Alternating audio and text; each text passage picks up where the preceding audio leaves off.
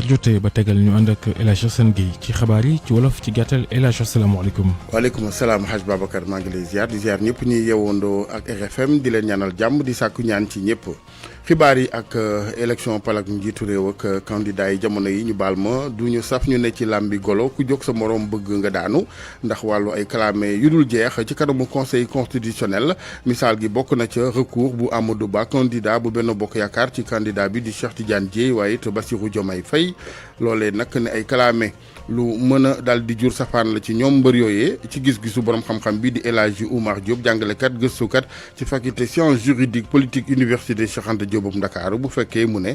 motif maanaam la ñu toftal ne ay firnde ci loole waral ñu sàkku seen ñàkk a bokk atikat bi di conseil constitutionnel gis na ni lu ne la xibaar yi bokk na ci werante gi it ñeel wàllu Karim Wade ñaari nationalité la amam déet Bruno D'erneville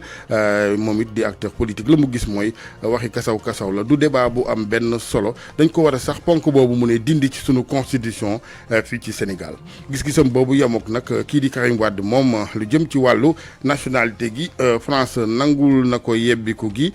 16 janvier bi nu génn dinañ dem sax ca tugal ak suñu ndaw foofe Cheikh Sidou Sila gën leen a càmbaral leeralal ci yan anam ak tërlin la nit ki jaar ba war a mun a tàqalikoo ak nationalité am foofe ca France fii ci Sénégal ci kaso bi ña ca ne bokk na ca kii di Cheikh Oumar Diagne Abdou Karim Gueye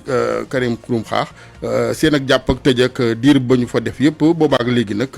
jàpp gi jaaduwul dëppoowul ak yoon ci gis-gisu mbootaayu àq ak yelleefu doomu aadama yi di RADDHO Ligue sénégalaise des droits humains ñoom ak Amnesty Sénégal fa nu ko wéer nag seen gis-gis boobee ci ne googeeg jàpp ak tey ci kaso bi jaaduwul teguwul ci yoon ci article 187 ñu ne bu code procédure pénale ñu ngi sàkku ñu baleen nu mu gën a gaawe ci technique bi Abdou Thiam digital geeg may sa mbay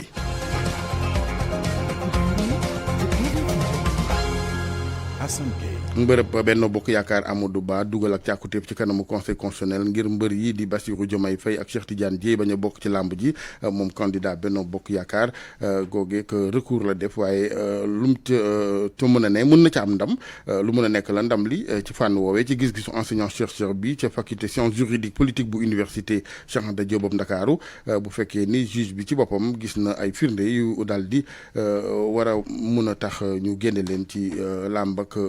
bi dana koy teewlu moom professeur bi El Hadji Oumar Diop ak Mohamed Jo Diop. koo xam ne conseil boole na ko ci liste bi am na sañ-sañ daal di ne ndiw bokk ci liste bi waru cee bokk fànn boobu noonu la ki nga xam ne moo di premier ministre bi mu di Amadou Ba ak ñi mu àndal la ñu teg ci table ji conseil constitutionnel contesté ki nga xam ne mooy candidature Cheikh Tidiane Dièye ak Bassirou Diomaye Faye lu ñu leen di reproché nag moo di Cheikh Tidiane Dièye dañu naan xaw ma parti politique am dafa ñëw seey ci biir parti Pastef après coalition bi nga xam ne moom lañ créé mu topp ko coalition boobu noonu dëggalul sa mbirum yoon donc loolu yëpp nag conseil constitutionnel mooy xool ci gis-gisam est-ce que li nga xam ne moom lañ ko jébal ci bataaxal lii nii taxaw na wala taxawul sañ-sañ yi fan lañ ko teg ci mbirum yoon parce que bu fekkee ne yow da ngaa bokk ci parti politique ñu toog ba mu yàgg ñu ne parti politique boobu dafa seey ci beneen parti wax ko yeeg yemu si wala nga dem ba ministre de l'intérieur nga jébbal leen bataaxal bi nga xam ne mooy wane ne yow mi sa parti bi da nga ko booleeg beneen parti da ngaa seey ci beneen parti donc bokkatuloo ci parti politique su boobaa ministre de l'intérieur war na jël liste bi nga xam ne moom la ñuy def parti politique mu dindi la si war na jël li nga xam ne moo di récépissé bi nga xam ne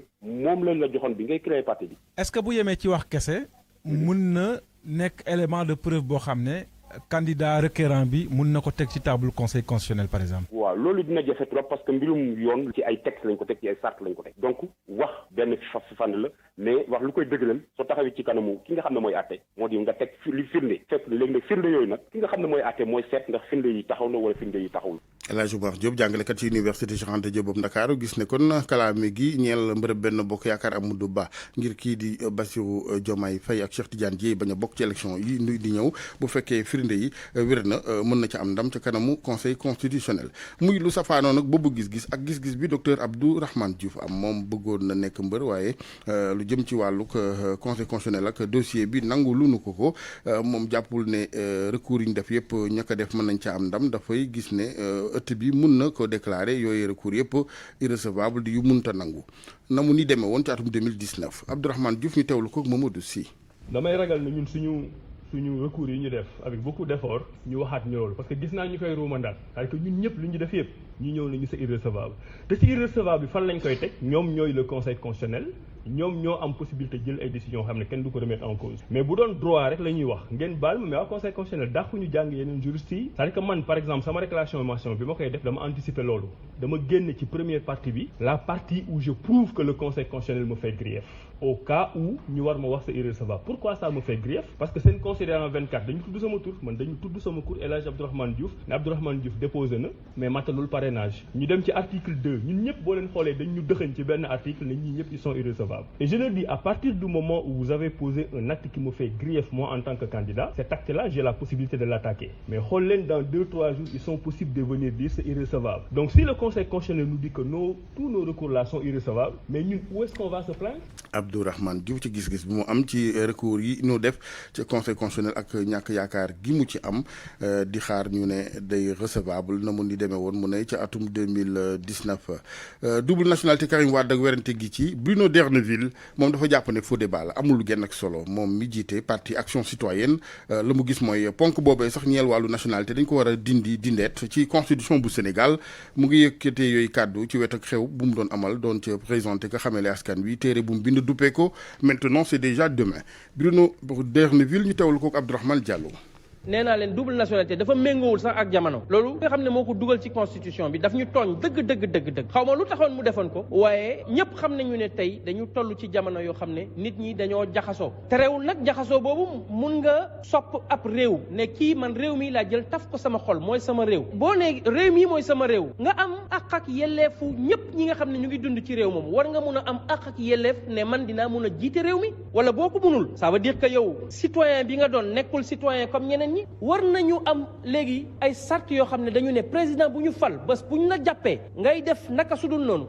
booy teggi tànk rek ñu teg la loxo te bu ñu lay teg loxo tamit dinañ la daan yu métti loolu bu ñu ko defee rek dama jàpp ne bu boobaa ay affaire 2 nationalités 3 nationalités kooku amul sens man sama maamaat tubaab la woon waaye terewul tey foog naa ne ñun suñu xeet ci suñu famille général Jean Alfred Diallo gis nañu ni mu taxawee ci réew mi Annette May D'erneville gis nañu ni mu taxawee ci réew mi man maa ngi béy sama waat waaw kon lii yëpp war na tax ba ñun ne wax dëgg xalaat nañ ne mbirum double nationalité wala triple nationalité du problème. Bruno D'erneville gis-gisam mooy ponk la bu xew yi daanaka boo xamante ni àddina ci boppam moo ko romb Karim Wade ci boppam nag day mbi liggéey ak coow li ci xibaar jàppaleen ni teggeeku na boobu nationalité ba France jox ko kayit wi biral ne dootul léegi ab doomu France waaye bu Sénégal cote dong ni ko sart réew mi sàkko ci moom mooy sabab bu gëstu bi ñu leen defali ci tugal sax ñeel wàllu kii fa doonoon doomu France ba noppi bëgg a yebbi ko boobu nationalité ci yan anam la koy defee ak yan yoon lay jaar leeral ak tontu yi suñu ndaw ci Paris Cheikh Sidou Sila. comme ni ko Karim Wade defee képp ku nekk français yoon may na la ci sa coobare bopp nga delloo say kayit ne bëggatuma nekk français waaye pour loolu mën a am foog nga am beneen nationalité autorité yi mën nañu aussi bañ nga delloo sa nationalité bi par exemple bu fekkee ni da nga ko def pour bañ a fay l'impôt par exemple bu fekkee ni yàlla ubbil na la wërsëg bu bëri def demande bi nag yomb na il suffit juste nga def déclaration ci kayit wala internet après nga yónnee ko autorité yi question bi mooy kañ la ñuy considérer que nangu nañu sa demande bi ndax bés bi nga defee demande bi la wala jour bi ñu koy génne ci journal officiel maître Abdoulaye Tine avocat la ci barreau de Paris. Vous faites une renonciation, vous attendez 6 mois. bu fekkee ni déposé nga sa demande nga toog juróom-benni weer amuloo réponse man nga jàpp ni nangu nañu sa demande bi bu boobaa bés bi nga defee sa déclaration bi la ñuy jàpp comme bés boobu nga ñàkk sa nationalité mais du bés bu ñu publier décret bi ci journal officiel. Qui fixe le point de départ de la perte de nationalité. Maître Abdoulaye Tine ak Sebani Sougou moom it juriste la nee nañu bu kenn jaawatle renonciation à la nationalité ak déchéance de nationalité Sebani Sougou nee na déchéance mooy que autorité yi nangu nañu sa nationalité ndax da nga def crime wala nga def ay délits yu graaw yoo xam ni sax mën na yàqal réew mi déchéance donc daan la ndax gouvernement moo la koy teg balaa ñuy signer décret bi conseil d'état dina ko seetlu waaye bu ñu nangee sa nationalité yoon may na la aussi nga def recours ku doon jokkoo ak yéen fii ci Paris Cheikh Sidou Sila RFM. jërëjëf Cheikh Sidou RFM juróom-ñetti waxtu tegal fukki minute ak benn. ak RFM kumpa jeex na. mbootaayu ak yelleefu doomu aadama yi di RADDHO Ligue sénégalaise des droits humains Amnesty International Sénégal ak Ligue sénégalaise waaw LSDS ñoom ñëpp ànd maase ci ne jàpp gi ñu jàpp boobaak léegi ci kaso bi Cheikh Oumar Diagne Abdou Karim Gueye teguwul ci yoon jaaduwul ca loolee fa nu ko wéer mooy ci article 187 ñu ne bu code procédure pénale bu Sénégal kenn ci ñoom yooyee mbootaay Seydi Gassama ak Ibrahima Diamé. ñu ngi vraiment exiger que ñu libéré leen nu ma gën a gaawee parce que ñëpp xam nañu ne Abdou Karim Gueye ak Cheikh Oumar Diagne ñu ngi leen di placer sous mandat de dépôt maanaam yoon dafa leen teg loxo depuis ñaar fukki fan ak ñett ci weeru mars bi passé léegi mu mot at depuis boobu seen avocat yi ñu ngi xeex pour ñu mun leen a bàyyi ci biir xeex boobu nag demoon nañu ba saisir n'est-ce pas juge d'instruction bi moom yor dossier bi pour que mu may leen liberté provisoire mu bañ ñu daal di def li nga xam ne moom la yoon santaane maanaam ñu saisir chambre d'accusation bu cour d'appel bu Dakar pour que mu àtte mbir mi chambre d'accusation nag article 187 bu code de procédure pénale daf ko sant que suñu ko saisiré am na benn weer pour que mu jël décision ci saisine bi nga xam ne moom lañ ko def appel bi nag ñu ngi koy def depuis le 26 octobre 26 octobre bi léegi ëpp na ñaari weer boo xam ne n'est-ce pas avocat wu Cheikh Oumar Diagne ak Abdou Karim Gueye saisonné chambre d'accusation bi léegi joxuñu benn dogal n'est-ce pas fixé ñu benn audience pour que ñu mun a maanaam atte mbir mi loolu situation bi illégale la konte Abdou Karim Gueye ak Cheikh Oumar Diagne dañ fa nekk rek n'est-ce pas en détention arbitraire maanaam attekat yi ñoo leen fa téye n'est-ce pas simplement pour ñu mun leen a noppiloo ci biir kaso bi bañ ñu génnewaat ci biir ñu génne dem ci biti n'est-ce pas ñu continuer seen activités yi nga xam ne ñu ngi ko doon mener de façon pacifique te mu tax ñu arrêté leen tëj leen ci biir kaso. ba tey ci xibaaru suba seeg RFM werante suuf diggante communes yi di Tivaouane ak bu Chérif Lo li ko waral mooy ñenn ñu bëggoon a tabaxee ci bërëb benn bu commune bu Chérif Lo jàpp ne seen ak suuf la ñett ca des gis ne ci suufas Tivaouane la lu ci mën di am ndawi Tivaouane ànduñu ci gis-gisa maire bu Chérif Lo ci fànn woowee ci bu nu sañoon daal ak gindiku am ca ngir ñu xam Njaxate Amar fu mu bokk dëgg ndax ci Tivaouane la wala ci Chérif Lo en tout cas maire Chérif Lo moom jàpp na ne ca commune am la bokk Njaxate Amar Cheikh Anta.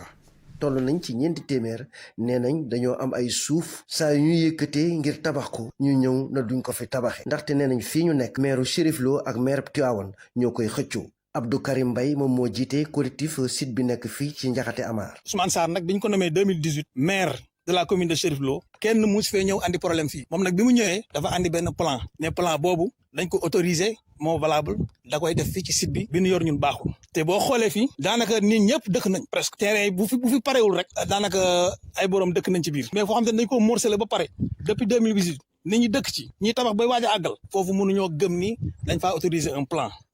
moo tax it ñun ñëpp ñu taxaw lànkaar ne loolu du fi amee waa Tivaouane dañ ne am na ci am pàcc ci gannaaw EDK bi jëm ca kaw ñoom ñoo ko moom seen commune la bokk. te yéen fi ngeen am ay terrain. fii la ñu am terrain ba ci Chérif Lo ba ca kaw ko am nañ fi ay terrain mais li ñu concerné mooy ñi nga xamante ne dañ bokk Tivaouane li Tivaouane wax fa lañ bokk te Chérif Lo ne mënu leen faa bokk ndax lépp ñoom ñoo ko moom loolu nag jur fi coow ndax quartier bi ñu naan Balxaw mi moo may pàcc boobu Tivaouane ne moo ko moom duñ ci def lu dul naqarlu tekkaarlu monsieur le maire bu Tivaouane Demba Diop Sy ndax ñàkk a jóg taxaw ci ñu xam fu Tivaouane yem. ñoom ñii de ñi ngi sàkku nag ci kilifa yi rawatina préfet ak waa CADAS ñu leeral mbir mi. di la préfet de Tivaouane yilif ñëpp maire yeeg sous préfet bi mu taxaw wax ci mbir mi ñu saafara ko su ko defee Tivaouane xam fi mu yem Chérif Lo xam fi mu yem. Ousmane Sarr mi nga xamante ne moom mooy maire bu Chérif Lo te ñu joxoñ ko baaraamam tuuma jéem nañu ba sonn ngir jokkoo ak moom waaye antuwul. RFM Thiès Cheikh Anta Diop. ñu des ak wàllu réerum suuf ba tey Cheikh Anta ca département Diourbel bi yoon commune Patar waa dëkk bi di Gàppo ñoom ñoo yëglu na ñoo gis ne daal dañuy saax-saaxe seen suuf ci am nañ ci firnde yu leer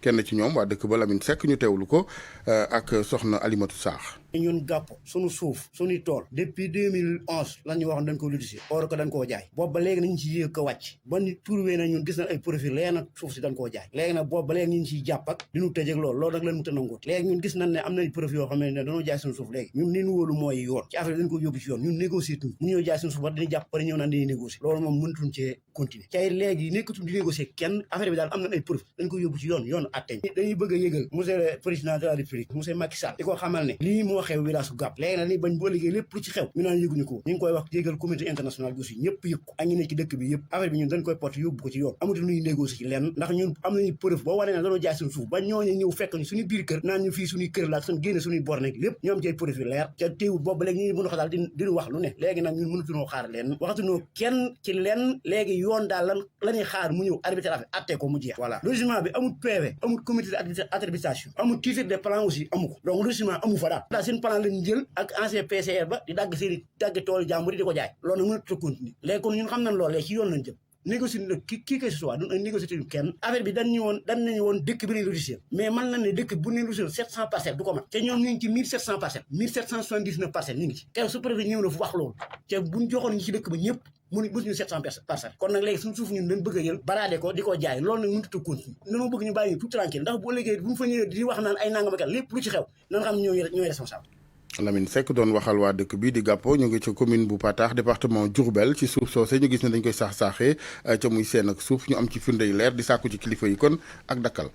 collectif des acteurs du tourisme kuréel la gu ñu yëngu ci wàllu tourisme ñoom it doon janook taskatu xibaar yi démb di ñaawlu ñu ne kumba am ndey kumba amul ndey gi amoon ci séddaleem crédit hôtelier gi ci seen gis-gis daal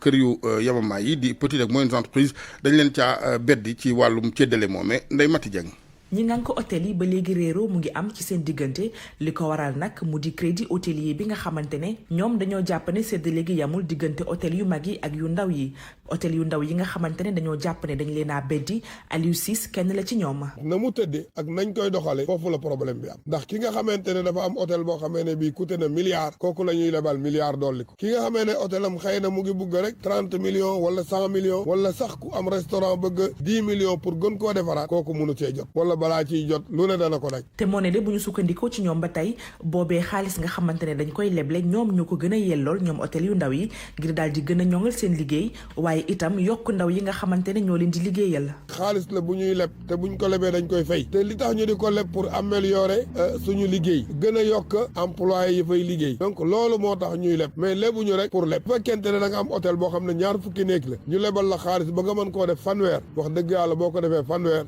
employé noonu lay yokkoo. ñoom ñi la nekkoon président la ñu bëgg mu daal di gëstu bi les dossiers ndax dañoo jàpp ne jëwriñ bi leen jiite daanaka mënu ci lu bari. ministre du tourisme moom kenn bu ci président jàppul def tourisme levier de développement comme ni mu ko doone woon ba nekk au deuxième plan ministre bi moom kese jafe na pour mu rek la ngi lay ñaan nga jéem ko mën a rectifier ñu ko balaa sa mandat di jeex. kuréel bi leen nekkoon dañoo bëgg njiitub réew bi daal di leen di recevoir dalal leen ñu waxtaan ndax ñu nekkoon ci noonu mën nañoo am ay saafara yu sax dàkk ci seen jafe-jafe yu bari yi la nga xamante ne ñoo ngi koy dund.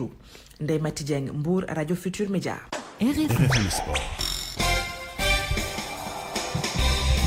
sport gi ñu jagleel ko jongante football yi ci Côte d'Ivoire CAN 2024 ak Soxna Sodi Thiam.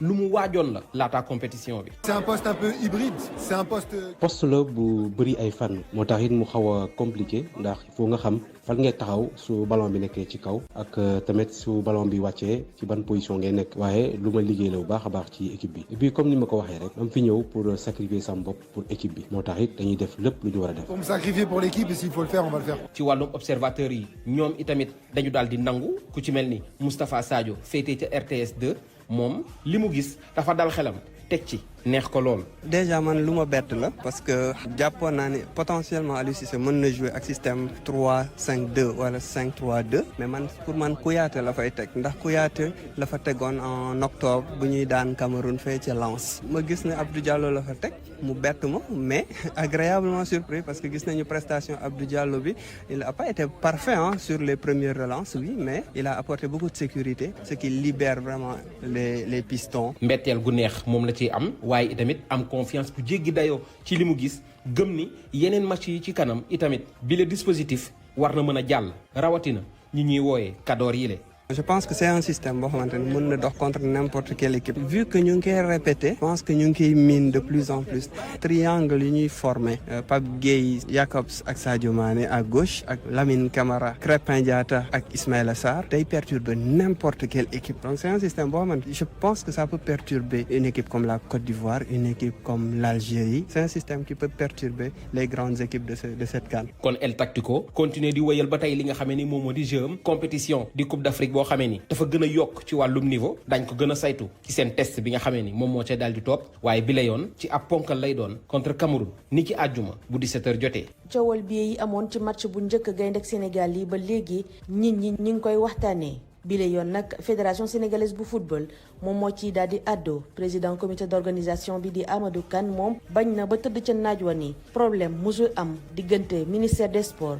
ak fédération sénégalaise de football. ñu teewli kàddoom. kon que joué nañu Sénégal Sénégalais yi am seen xaalis bëgg jënd bee jënduñu waxu nag fi mais fii gis ngeen premier match bi Côte d'Ivoire si boppam population bi ñoom dañ doon wut bee mooy mënuñu ko am léegi nag lu ñu mën a wax de mooy que ñun dangu nañu dafa bokk suñu responsabilité ku nga xam ne indi nañ ko fii wala mooy indi boppam war nañ ko wutal bee nangu nañu loolu dama leen di préciser que problème musul am te du am diggante fédération ak ministère des sports du am diggante ministre des sports ak président fédération Sénégal de football c'est pas moins de 700 billets yu nga xam ne supporters yi mais au début les indications c'était à peu près un peu plus de 1000 billets. Vous avez pu remarquer que balaa fédération waa membre commerce def on a amené les supporters on a amené les invités de la fédération commerce moo mujjee loolu moo tax waa yenn waa commerce yi dugguñu fi ñu it mooy gagner match bi même s'il y aura aucun supporter du Sénégal ñun on veut gagner le match point très léegi nag ci biir gagner match bi ñu ngi wut pour que sénégalais bu fi taxaw ak koo war a doon ñu mun la yóbbu. ba tey lu jëm ci ñaareelu bëccëg boobule Guinée moom daal di nay récupérer joueur yi nga xamante ni dañu amee woon ay gaañu mu nar a nekk nag ay renfort de taille ci seen match bi war a dox seen digganteeg Gambie niki aljuma. niki démb ci àllarba gi nag sili national bi dafa ubbil ay buntam taskatu xibaar yi Youssouf Bodian teewe woon na ko. Naby Keita Cheikhou Guirassy ak yeneen joueurs yi amee woon gaañu ba sax bokkuñu woon ci match bu njëkk bi léegi wér nañu sunu sukkandikoo ci sélectionneur bi di Kaba Diawara. On a le feu vert médical pour beaucoup d'entre eux, pour ne pas dire tous. Donc maintenant, médecin yi wax nañu ni mën nañu jouer ñu gën a bëri ci ñoom naa ne wax ñoom ñëpp léegi nag foo ñu xool nan la ñu comporté leen fàtte ni depuis ñaari at ma leen di wax ni groupe lañ am kon dina métti trop pour man génnee joueur boo xamante ni defoon na match bu baax suñu diggante ak Cameroun ndax ñoom seen taxawaay baaxoon na léegi nag am nañu ñaari séance ngir mën a tànn préparer équipe bu baax contre Gambie. 2 jours 2 séances pour faire un choix et préparer une très bonne équipe face à la Gambie. mu dugaloon seen diggante Cameroun Mohamed Bayo jàpp ni Gambie équipe bu baax la. Ça va être un match très difficile. La Gambie reste une bonne équipe. C'est pas parce qu'ils ont perdu contre le Sénégal que ndax Gambie équipe bu mag la donte sax dañoo ñàkk contre Sénégal guerre lay doon ñu ñoo war a def yëpp ngir gagner match bi ngir mën a qualifier. Remporter ce match pour pouvoir j'espère se qualifier. Série nationale bi kon dina jéem a gagner ngir des ci course bi mu war a jàkkaarloo ak équipe Gambie boo xamante ni moo ko éliminé woon ci 8e de finale Coupe d'Afrique bi passé ca Cameroun. ci alxamis gi nag daañu amal ay conférence de presse d'avant-match. Sénégal nag moom mooy njëkk a jàll. Aliou Cissé fas yéene ànd ak Idrissa Gana Gueye. Bu ca noppee waa Cameroun mi ñuy dajeel daal di ñëw toog. Rigobert Song fas yéene ànd ak George Kevin. buñ ca noppee jàll ca beneen jongante ba 12h30 foofu Gambie moom mooy daal di ñëw toog. Tom Saintfiet ak Moussa Baro lay doon. buñ ca noppee 13h15 Guinée ñëw toog. Kaba Diawara ak Mukhtar Jahabi. mbokki kon lii la leen indiloon ci seen journal Soda Thiam nekkoon ci kàddu gi jaajëfal Youssouf Bodian ak Pape Malick Diaw di envoyé spéciaux fii ci Yamoussoukro ngir Radio Futur Média. ñu leen di gërëm envoyé spéciaux yu RFM ci Côte d'Ivoire Pape Malick Youssouf Bodian ak Soda Thiam du ñàkk Soda montre bi mu yor ak bii nu yor fii Ndakaaru bokkul ndax juróom-ñaari minutes ci xibaar yi moom wala boog technicien yi la lu ci mën di am Babacar lool waras na ko mën a laqarti ba muy yem juróom ngir wéyal gi dina ci bokk yéene kaay yeeg Mamadou Mouhamed Ndiaye ci kanam tuuti lay doon laata moom soxna Anna Rocha ci chronique culture bi. maa ngi leen di nuyu mbokk yi groupe de rap américain bi di Invisibles ñu ngi jamono yi ñu ngi amal tukki nemmeeku fii ci Sénégal fukki fan ak ñeent ci weeru janvier ak léegi visite boo xam ne mu ngi bokk ci programme de coopération culturelle bu ambassade des États-Unis fii ci Sénégal li ko tax a jóg di gën a dooleel échange yi lëkkaloo yi ci wàllu culture ak musique démb nag ñu ngi doon amal session d'échange fële ca centre Guédiawaye hip hop teewee na ko Salamata Ousmane Diallo. kaw seen bu Guédiawaye hip hop daal di dalal groupe rappeur bu américain bi ñu laa leen di woowee The Invisibles mu nekkoon ak ndaje boo xam ni ay jokkalante la ak wéccoo xalaat ak xam-xam ci diggante artistes américains yi ak rappeur yu Guédiawaye hip hop. Malal Almami Talla moom moo daal di jiite Guédiawaye hip hop. coopération culturelle nag lu am solo la parce que dafay tax askan wi gën a xam lan la institution yi di wund bu jaaree ci aada ak cosaan jaar ci culture jaar ci musique dafay gën a gaaw lu am solo la parce que suñuy ndaw ñu ngi jàng lu bëri ci ñi fi ñëw it di jàng lu bëri ci suñuy ndaw ñoom jóge nañ fee ñëw ñun itam bëgg nañ suñuy ndaw fekki leen. musique abroad maanaam musique ci yeneen réew yi nekk ak programme groupe rap bi jugee ca Amérique ba loolee daal di sabab seen gane si fii ci biir Sénégal excellence Michael Raymond moom mooy ambassadeur des États-Unis fii ci Dakar. Ils vont être là pendant un certain temps. dinañ fi nekk ci benn diir boo xamante ne nag dinañu wàcc ci terrain bi amal ay waxtaan ci wàllum musique ci bépp fànn loolee nag dañ cee kontaan loolu ba mu amee ay artistes sénégalais yi nga xamante ne daal dinañuy bokk ci spectacle bi tey jile loolu lépp day yombal doxalin bi waaye tam ëllëgu aar bi ci diggante ñaari réew l'avenir de cet art dans tous les deux pays. concert hip hop bu neex la ñu amaloon mu daal di ci fës bu baax a baax ay sonorités musicales yu bëri ànd ak ay instruments modernes ak traditionnels lu ci mel ni kora guitare tama sabar ak yeneen.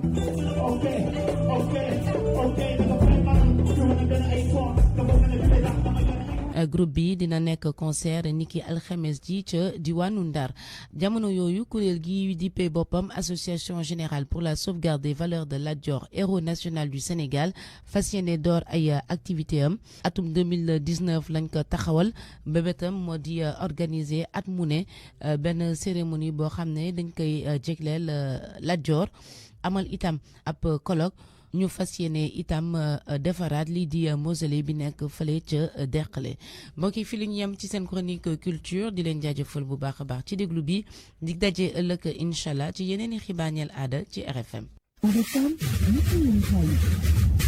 CCPS, comptoir commercial de plomberie du Sénégal. DSL ak seen marque bi di Dekakila. Direction de la santé mère-enfant. Soumari.com. Kenkeri le Grand Jaxaay ñoo leen ni may li ci yéenekaay yi. yéenekaay yeeg Mamadou Mouhamed Ndiaye. jërë ngeen jëf doomi lay Wade ji di Karim Wade saf na sàppu ci yéenekaay yi tey yëral xët mu njëkk l'Observateur mi ngi ñuy xamale moom Karim Wade donte siiwal na démb preuve yu firndeel ne yoratul nationalité bu France taxul mu génn ci mball gi li tax l'Observateur mi ngi ñu koy leeralal moom l'Observateur mi ngi waxtaan ci cas bi ak ay juristes yu ci mel ne maître Baba Diop ak Dali Sène Karim Wade li mu def démb bu doonub deal la Le Quotidien mi ngi ñuy wax ne deal ba dese na seet ndax Gabriel Attal premier ministre ministre bu bees ba ca France talaata ji weesu 16 janvier ci lay soog a officialisé ne nangu nañu nationalité France bu Karim Wade te moom Karim Wade ci weeru décembre ci la yónnee woon waa conseil constitutionnel li ñu naan déclaration sur l'honneur Walf Quotidien nañu moom kay Karim Wade ñëpp la am ñëpp la dribblé ci kaw ñëpp la jaar jàll ndax bu dee delloo na nationalité bu France mi te defu ko ca ba mu ko waree def sursoine ko moom kay waa ji ñun ñëpp la am déclaration sur l'honneur bi mu def ci la conseil constitutionnel sukkandikoon ba validé ko candidature am te déclaration sur l'honneur bi ginnaaw bi ci la ñuy soog a gis ne luusa nga ca France forcel na Karim Wade buntu bi ngir mu mën a bokk ci wotey présidentielle yi Vox Populi moo ko bind ci xëtamu njëkk journal lay fa ne ko waaye nag taxul coowal double nationalité yi jeex Thierno Alassane Sall mi ko fi sulli woon ak Karim Wade mi mu ko sullil seen diggante c'est la guerre jamono ji Karim Wade nee na coow li fi Thierno Alassane Sall yëkkati coow la lu amul benn njariñ coow la lu dangereux coow loo xam ne Thierno Alassane Sall mi ko yëkkati jubluwu ci dara lu dul bëgg am visibilité te kenn sant ko ku dul Amadou Ba mi nga xam ne ñëpp xam nañu ne Kuuba yëfam la tontul Thierno Alassane Sall ci xët mu njëkk journal lay fa mu fay wax ne document bi waa France génnee dafay gën a dëggal li ma waxoon gën a dugal Karim Wade moom Karim Wade Thierno Alassane Sall ne su ko xamee su ko xamul na xam ne feeñal na boppam wane na ne ba ci datub 26 décembre 2023 moom Karim Wade mi ngi woon ak ñaari nationalité bés bi le jour nañu Karim Wade ak Thierno Alassane Sall fi ñu toll jamono ji mooy kurpañ bu dem dellu si coup pour coup Thierno Alassane Sall nee na Karim Wade dafa def déclaration sur l'honneur boo xam ne lim ci wax amul loole rek doy na ngir ñu écarté ko ci wotey le témoigné nañu réeroo am na ci diggante Thierno Alassane Sall Karim Wade ak Amadou Ba donte waa France def nañu ab communiqué buy wane ne Karim Wade yoratul nationalité bu France terewul Thierno Alassane Sall moom fa mu ngànk fa la ngànk fa mu taxawoon it fa la taxaw ba léegi Karim Wade tontu ko dem ba koy tuumal ne li muy def yépp moom Thierno Alassane Sall Amadou Ba moo ko sant Amadou Ba nag le témoigné nee nañu li mu nekk jamono ji mooy nu mu invalider candidature yu Bassirou Diomaye Faye ak bu Cheikh Tidiane Dièye lii quotidien nañu defante ba door na te présidentielle yi tàmbaleegul candidat bu Benno Bokk Yaakaar bi di Amadou Ba mi ngi ciy pexe ngir xañ Diomaye Faye ak Cheikh Tidiane Dièye wote yi Thierno Alassane Sall Karim Wade ngànk coowal double nationalité te koo yàbbi di ko ŋawtee fu nekk enquête dina kay nañu mbir yi tàmbali naa jax Amadou Ba mi ngi seet nu mu seppee bépp candidat bu jege Pastef Thierno Alassane Sall Karim Wade di giita ngaas lu rëy ndax coowal double nationalité Ousmane Sonko ñëw yokk ci xar mi karaw ndax xam le ne démb ne ñi ñu rëkkale nañu bàyyi turam yi ñu jël di ko utiliser bëgg ko def fond de commerce point actu di ñu wax ci xëtamu njëkk ne réeroo am na ci biir opposition bi biccoog mbaaloo gi am ci diggante Thierno Alassane Sall ak Karim Wade mi ngi xajamal li opposition bi bëgg mu di ñu organiser élection yoo xam ne dañuy bàyyi képp ku ci bëgg a bokk nga bokk ci maanaam ay élection inclusive loolee buñ ko dee jéem bu noppi ñoom ñu ci opposition bi ñuy xeexanteeka xañante ci seen biir li muy firndeel mooy jubawuñu ñi ñu rëkkale ñu taxaw di ko xeex ñu ci mel ne Mimi Touré ak Bougane Gueye Dany point actu nee nañu li leen jaaxal mooy lan moo tax Ousmane Sonko bëgg a génnee boppam ci combat bi lise ko nañu Ousmane Sonko nee na bu ko kenn boolee ci ñi bind ab lettre président Macky Sall moom bindul signaliwul te aw turam bu ko kenn dugal ci ay mbir yoo xam ne bu ñu koy def duñ ko yëgal te du ci ànd le mandat nañu ñeent fukki candidat rëkkale ak ñeenti lettre bi ñu bind Macky Sall Ousmane Sonko raxasu na ca ba set wecc nee na bu ko ci kenn dugal ndax yëgul tiinul source nañu bu ko yëgul it aw ñooñam yëg nañu ko ñeent fukki candidat ak benn yu ñuy rëkkale lettre bi ñu bind président Macky Sall source ne nañu waa parti Pastef ga woon yëg nañu ko ndax ci réunion bi ñu ko doon waxtaane Moustapha Sarré directeur école bu parti Pastef ma nga fa woon bi ko waa source wooy di ko laaj dëggal na ko moom Moustapha Sarré ba ne leen bokk na sax ci ñi signé résolution ba waaye nag jotul woon a am temps ngir prévenir Ousmane Sonko. CCPS comptoir commercial de plomberie du Sénégal DSL ak seen marque bi di Dekakila direction de la santé mère enfant Soumari.com Kenkeyri le Grand Jaxaay ñoo leen doon may li ci yéenekaay yi